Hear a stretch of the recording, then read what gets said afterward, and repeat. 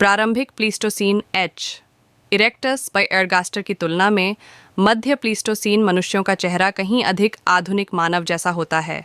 नाक का उद्घाटन खोपड़ी में पूरी तरह से लंबवत रूप से स्थापित होता है और पूर्वकाल नाक की दीवार पर कलगी या कभी-कभी एक प्रमुख रीढ़ की हड्डी हो सकती है। तीक्ष्ण नलिकाएं मुंह की छत पर दांतों के पास खुलती हैं और हाल की मानव प्रजातियों की तरह उन्मुख होती हैं। ललाट की हड्डी चौड़ी होती है, पार्श्विका की हड्डी का विस्तार किया जा सकता है और अस्थायी हड्डी का स्क्वैमस हिस्सा ऊंचा और धनुषाकार होता है, जो सभी मस्तिष्क के आकार में वृद्धि से संबंधित हो सकते हैं। स्फेनॉइड हड्डी में एक रीढ़ की हड्डी नीचे की ओर फैली हुई होती है और खोपड़ी के नीचे की तरफ आर्टिकुलर ट्यूबरकल प्रमुखता से बाहर निकल सकता है, क्योंकि जबड़े के काज के पीछे की सतह अन्यथा काफ़ी सपाट होती है। 2004 में राइटमायर ने मध्य प्लेस्टोसिन के 10 मनुष्यों के मस्तिष्क की मात्रा का अनुमान लगाया, जो विभिन्न रूप से एच हिडलबर्गेंसिस के लिए जिम्मेदार थे। काबवे, बोर्डो, एंडुतु, डाली, जिनुशान, पेट्रालोना, स्टीनहेम, अरागो और 2 एसएच से। ये सेट लगभग 1206 सीसी की औसत मात्रा देता है, जो 100 से 390 सीसी तक है। उन्होंने पूरे पूर्वी एशिया और अफ्रीका में लगभग 1.5 मिलियन वर्षों तक फैले 30 एच इरेक्टस मुल्लाह एर्गास्टर नमूनों के मस्तिष्क की मात्रा का औसत 973 सीसी निकाला और इस प्रकार मस्तिष्क के आकार में एक महत्वपूर्ण उछाल का निष्कर्ष निकाला। हालांकि मस्तिष्क का आकार बेहद परिवर्तनशील था।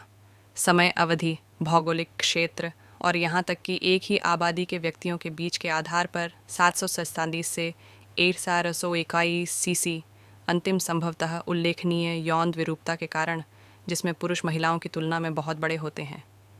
इसकी तुलना में आधुनिक मनुष्यों के मस्तिष्क का आकार औसतन पुरुषों के लिए 770 सीसी और महिलाओं के लिए 730 सीसी है, और निएंडरथल के लिए पुरुषों के लिए 600 सीसी और महिलाओं के लिए 300 सीसी।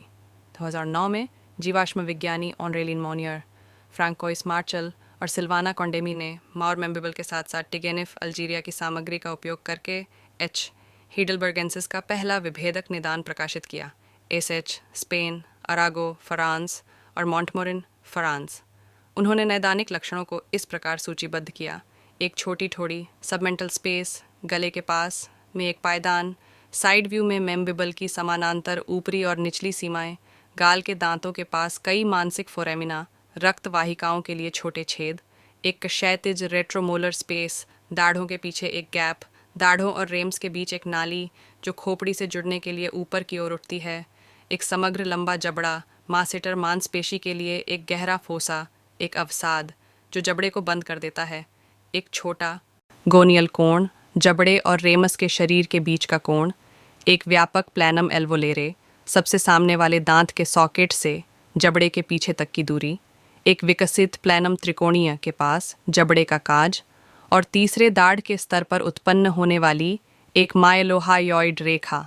मध्य प्लीस्टोसिन के दौरान शरीर के आकार में रुझान अंगों की हड्डियों और गैर खोपड़ी पोस्ट कपाल अवशेषों की सामान्य कमी के कारण अस्पष्ट हो गए हैं।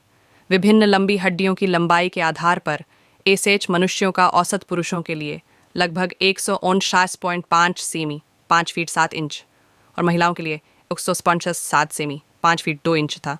अधिकतम क्रमशः 177 सेमी 5 फीट 10 इंच और 160 सेमी 5 फीट 3 इंच। अनुमान है कि जिनुशान की एक मादा आंशिक कंकाल की ऊंचाई जीवन में लगभग 165 सेमी 5 फीट 5 इंच थी, जो एसएच मादाओं की तुलना में काफ़ी लंबी थी। मध्य प्लीस्टोसीन के सबसे ऊंचे नमूनों में काबवे का टिबिया आमतौर पर 100 सेमी 5 फीट 11 इंच का होने का अनुमान लगाया गया है, लेकिन यह संभव है कि यह व्यक्ति या तो असामान्य रूप से बड़ा था या अपेक्षा से अधिक लंबा टिबिया और फीमर का अनुपात था। यदि ये नमूने अपने अपने महाद्वीपों के प्रतिनिधि हैं, तो वे सुझाव देंगे कि मध्य प्लेस्टोसिन पुरानी दुनिया भर में मध्यम से लंबे लोग प्रचलित थे। यदि यह मामला है, तो किसी भी पुरातन मानव प्रजाति की अधिकांश आबादी की ऊंचाई आमतौर पर औसतन 170 semi 5 feet 5 inch 5 feet 7 inch होती। आरंभिक आधुनिक मानव उल्लेखनीय रूप से लंबे थे। स्खुल और कवजेह पुरुषों के लिए औसतन 150 से 1 सेमी 6 फीट 1 इंच और महिलाओं के लिए 168 सेमी 5 फीट 7 इंच। औसतन 177 5 सेमी 5 फीट 10 इंच थे। संभवतः लंबे पैरों के साथ लंबी दूरी की यात्रा की ऊर्जा दक्षता बढ़ाए। ग्रूटफॉन्टेन से लगभग 20 किमी 12 मील पूर्व में नामीबिया के बर्ग ऑकास माइन से एक स्पष्ट रूप से विशाल समीपस्थ ऊपरी आधा फीमर बरामद किया गया था। मूल रूप से यह अनुमान लगाया गया था कि एक पुरुष का वजन जीवन में 93 किलोग्राम 205 पाउंड तक होता है, लेकिन अब इसका अत्यधिक आकार असाधारण रूप से जोरदार प्रारंभिक जीवन गतिविधि स्तर का परिणाम माना जाता है, जबकि एक अन्यथा सामान्य व्यक्ति परिपक्व हो रहा था। यदि ऐसा है तो बर्ग ऑकास खदान के व्यक्ति का अनुपात संभवतः काव्य वंट के समान रहा होगा। ग्रूटफॉन्टेन से लगभग 20 किमी 12 मील पूर्व में नामीबिया के बर्ग ऑकास माइन से एक स्पष्ट रूप से विशाल समीपस्थ ऊपरी आधा फीमर बरामद किया गया था। मूल रूप से यह अनुमान लगाया गया था कि एक पुरुष का वजन जीवन में 93 किलोग्राम 205 पाउंड तक होता है, लेकिन अब इसका अत्यधिक आकार असाधारण रूप से जोरदार प्रारंभिक जीवन गतिविधि स्तर का परिणाम माना जाता है, जबकि एक अन्यथा सामान्य व्यक्ति परिपक्व हो रहा था। यदि ऐसा है तो बर्ग ऑकास खद्दान के व्यक्ति का अनुपात संभवतः काव्य ईंट के समान रहा होगा।